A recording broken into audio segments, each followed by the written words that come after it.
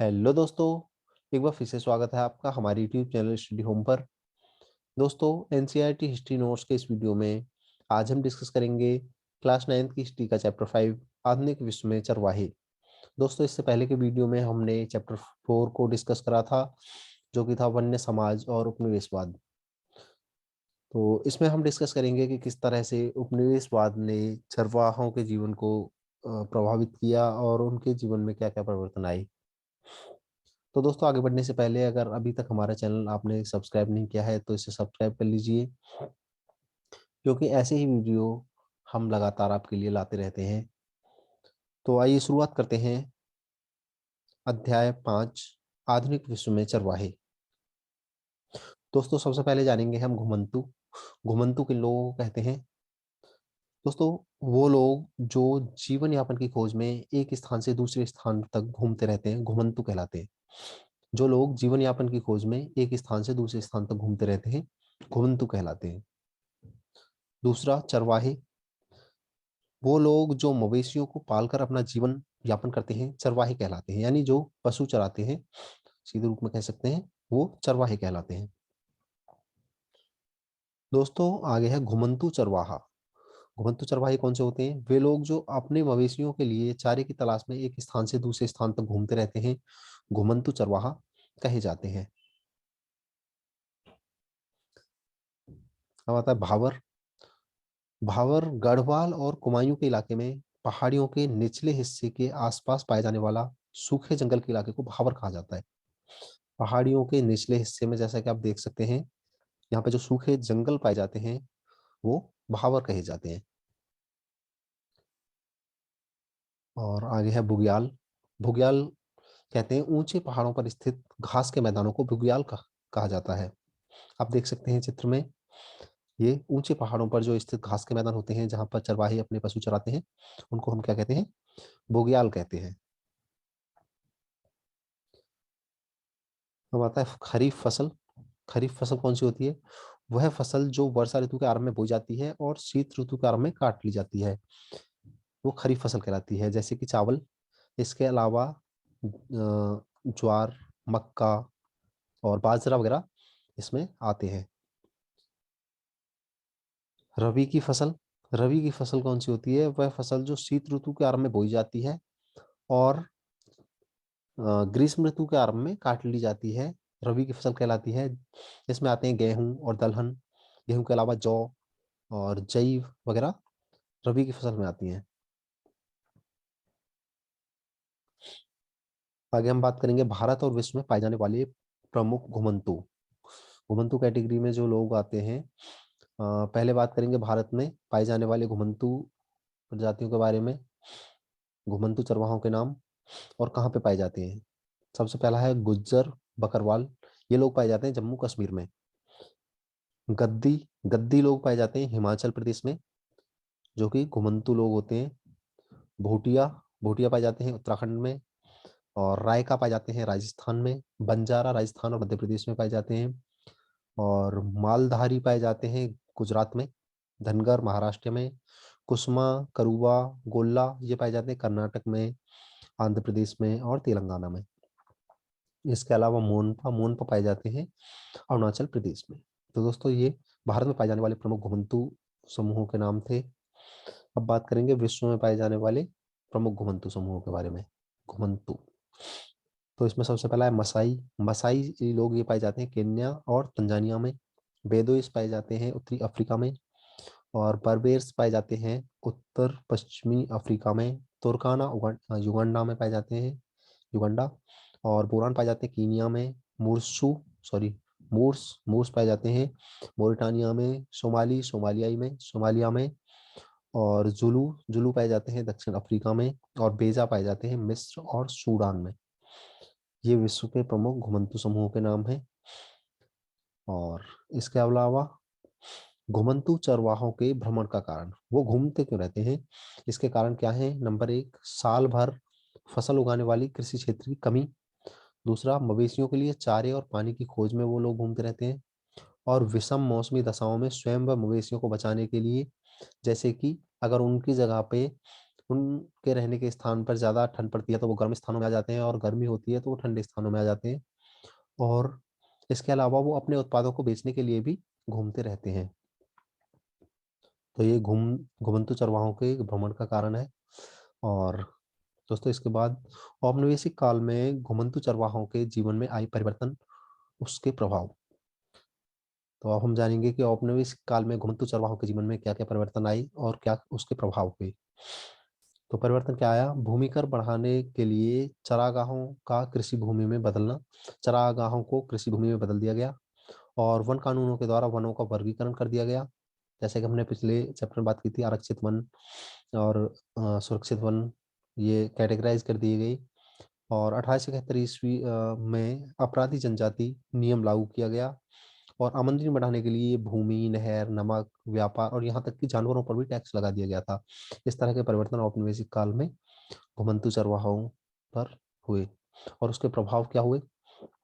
प्रभाव हुए कि मवेशियों की संख्या लगातार कम होती चली गई, क्योंकि ज्यादातर जो चरवाहों की जो पशु चराने की जमीन थी वो कृषि भूमि में बदल दी गई।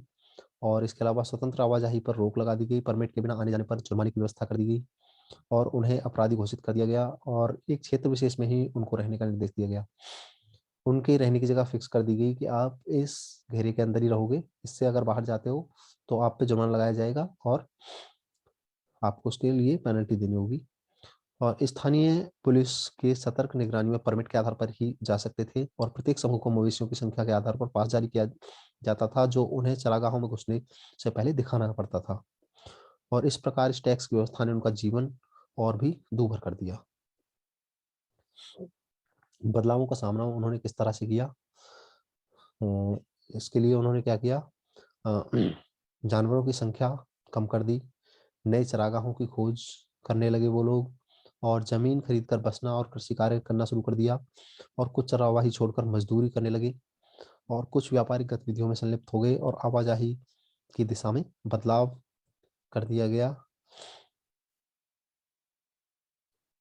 और अब बात करेंगे पहाड़ों में घुमंतू चरवाहे और उनकी आवाजाही। दोस्तों, जम्मू और कश्मीर के गुज्जर बकरवाल समुदाय के लोग अपने मवेशियों के लिए चरागाहों की तलाश में भटकते भटकते 19वीं सदी में यहाँ आए थे। समय बीतता गया और वह यहीं बस गए, और सर्दी गर्मी के हिसाब से अलग अलग चरागाहों में जाने लगे।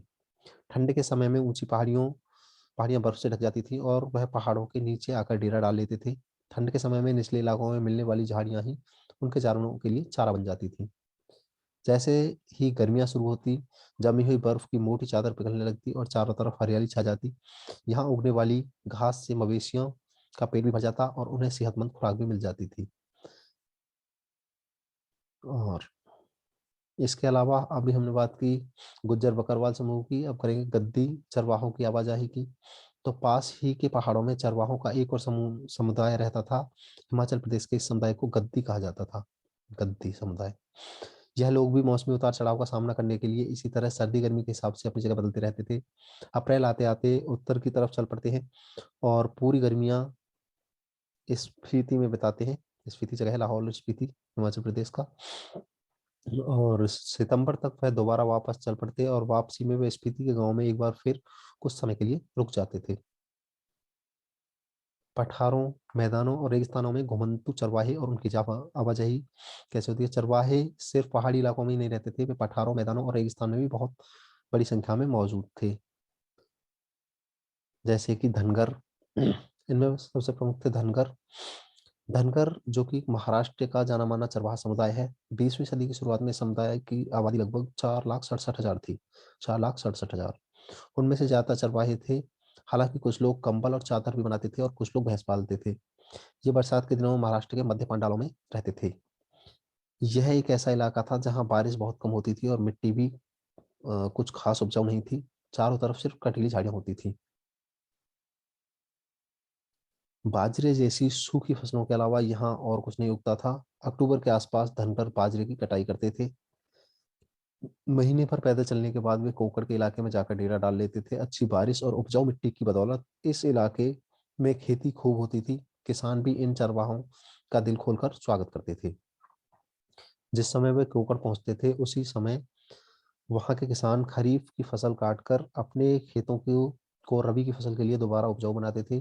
बारिश शुरू होते ही धनगर तटीय इलाके छोड़कर सूखे पठारों की तरफ लौट जाते थे, क्योंकि भेड़ें गीले मानसूनी हालात को बर्दाश्त नहीं कर पाती थी।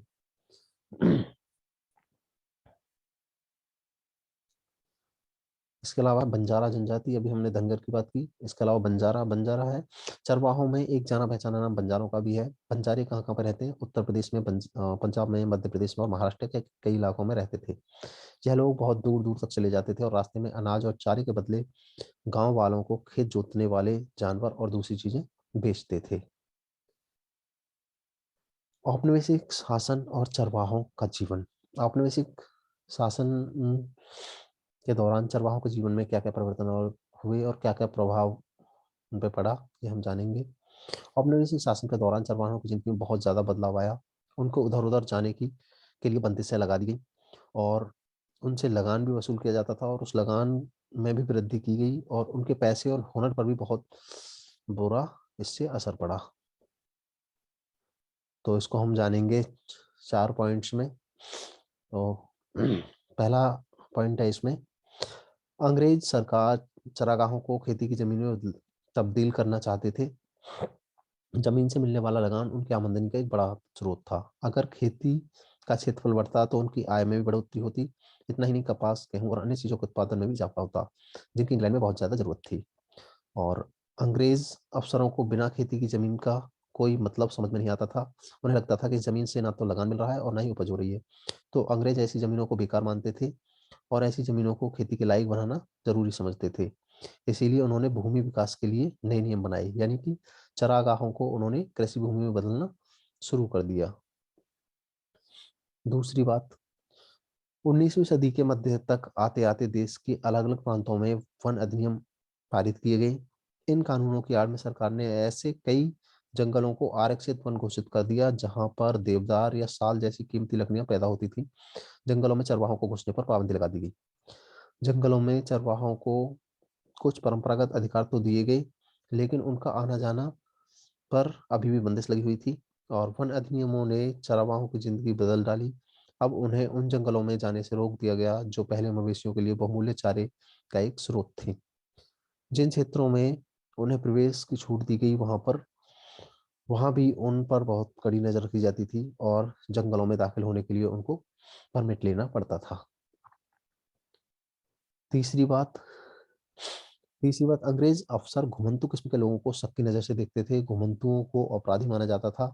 1871 में औपनिवेशिक सरकार ने अपराधी जनजाति अधिनियम पारित किया, क्रिमिनल ट्राइब्स एक्ट पारित किया। इस कानून के तहत व्यापारियों और चरवाहों के बहुत सारे समुदाय को अपराधी समुदाय की सूची में रख दिया गया। उन्हें कुदरती और जन्मजात अपराधी घोषित कर दिया गया। इस कानून के लागू होते ही ऐसे सभी समुदाय को कुछ खास बस्तियों में बस जाने का हुक्म सुना दिया गया। उनको बिना परमिट आने जाने पर रोक लगा दी गई। और अब चौथी बात, अपनी आमदनी को बढ़ाने के लिए अंग्रेजों ने लगान वसूलने का हर संभव रास्ता अपनाया। उन्होंने जमीन, नहरों का पानी, नमक और यहाँ तक के मवेशियों पर भी टैक्स वसूलने का ऐलान कर दिया। देश के ज्यादातर इलाकों में 19वीं सदी के मध्य से ही चरवाही टैक्स लागू कर दिया गया। प्रति मवेशी टैक्स की दर तेजी से बढ़ती गई और टैक्स वसूली की व्यवस्था दिनों दिन मजबूत होती गई। 1850 ईस्वी से 1880 के दशक के बीच टैक्स वसूली का काम बाकायदा बोली लगाकर ठेकेदारों को सौंपा जाता था। किसी भी चरागाह में दाखिल होने के लिए चरावाहों को पहले टैक्स अदा करना पड़ता था। चरवाहे चरवाहे के साथ कितने जानवर हैं और उसने कितना टैक्स चुकाया है, इन सभी बातों को दर्ज किया जाता था। अब इन बदलावों से चरवाहों की जिंदगी को किस तरह प्रभावित किया, ये हम जानेंगे। दोस्तों, इन चीजों की वजह से चरवाहों की जिंदगी बहुत बुरी तरह प्रभावित हो गई, क्योंकि इन चीजों की वजह से चरागाहों की कमी पैदा हो गई। चरागाह खेतों में बदलने लगे और बचे कुचे चरागाहों में चरने वाले जानवरों की तादाद बढ़ने लगी और चरागाहों के बेहिसाब इस्तेमाल से चरागाहों का स्तर गिरने लगा। जानवरों के लिए चारा कम पड़ने लगा। फलस्वरूप जानवरों की सेहत और तादाद भी गिरने लगी। चारे की कमी और जब तब पड़ने वाले अकाल की वजह से कमजोर और भूखे जानवर बड़ी संख्या में मरने लगे। चरावाहों ने इन बदलावों का सामना कैसे किया? कुछ चरवाहों ने तो अपने जानवरों की संख्या ही कम कर दी और बहुत सारे चरवाहा नई नई जगह ढूंढने लगे। अब उन्हें जानवरों को चराने के लिए नई जगह ढूंढनी थी। अब वे हरियाणा के खेतों की तरफ जाने लगे, जहां कटाई के बाद खाली पड़े खेतों में वे अपने मवेशियों को चरा सकते थे। समय गुजरने के साथ बहुत कुछ धनी चरावाही जमीन खरीद कर एक जगह बस कर रहने लगे। उनमें से कुछ नियमित रूप से खेती करने लगे, जबकि कुछ व्यापार करने लगे। जिन चरवाहों के पास ज्यादा पैसे नहीं थे, ब्याज पर पैसे लेकर दिन काटने लगे। और दोस्तों अब आते हैं इम्पोर्टेंट क्वेश्चन आंसर्स।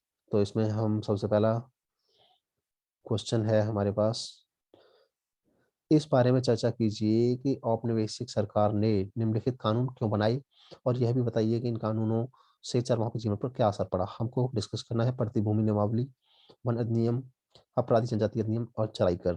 तो हम इन्हें वन बाय वन डिस्कस करेंगे।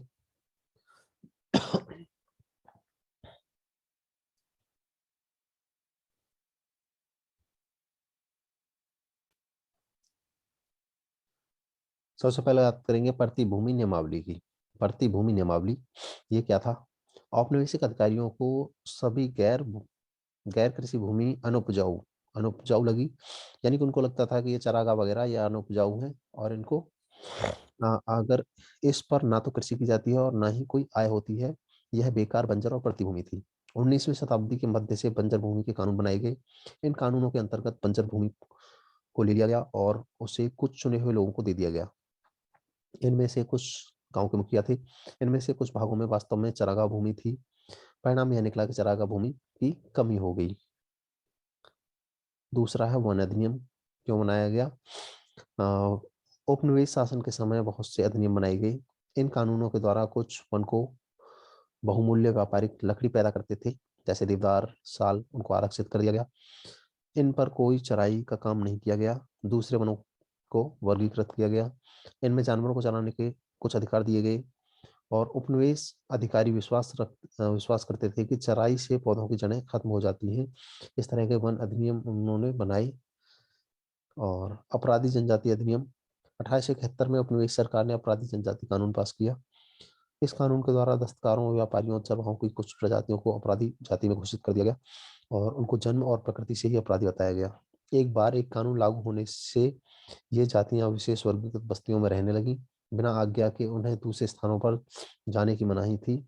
गांव की पुलिस भी उन पर लगातार नजर रखती थी। इस तरह के अपराधी जनजाति अधिनियम लागू कर दिए गए। चराई कर, उपनिवेश सरकार अपनी आय बढ़ाने के लिए हर एक संभव संसाधन पर नजर रखती थी। इसलिए भूमि पर, नहर के जल पर, नमक और यहाँ तक के जानवरों पर भी कर लगाया गया और चरवाहों को प्रत्येक जानवर पर जिसे वे चरागाह में चराते थे कर देना पड़ता था। आगे दोस्तों क्वेश्चन नंबर 2, मासाई समुदाय के चरागाह उनसे क्यों छिन गए, कारण बताइए। तो मसाई पूर्वी अफ्रीका का एक प्रमुख चरावाह समुदाय है। औपनिवेशिक शासन काल में मसाई समुदाय के चरागाहों को निम्न कारण से कम कर दिया गया। नंबर 1, कृषि क्षेत्रों का विस्तार किया गया। ब्रिटिश औपनिवेशिक सरकार ने पूर्वी अफ्रीका में स्थानीय किसानों को कृषि क्षेत्र का विस्तार करने के लिए प्रेरित किया। कृषि क्षेत्रों का विस्तार करने के लिए चरागाहों को कृषि भूमि में बदल दिया गया, जिसके कारण चरागाह शीघ्रता से कम होने लगे। दूसरा है औपनिवेशिक विभाजन। सन 1885 में ब्रिटिश, कीनिया और जर्मन उपनिवेशों के मध्य एक अंतरराष्ट्रीय टंगानिका सीमा खींचकर मासाई लैंड के दो समान टुकड़े कर दिए गए। बाद के सालों में गोरों को बसाने के लिए बेहतरीन चरागाहों को अपने कब्जे में ले लिया। और तीसरा है चरागाह क्षेत्रों को सीमित होना। औपनिवेशिक शासन द्वारा मसाइयों को दक्षिण कोरिया और उत्तरी तंजानिया के छोटे इलाकों में समेट दिया गया। अ, उनके चरागाहों का लगभग 60% भाग उनसे छीन लिया गया।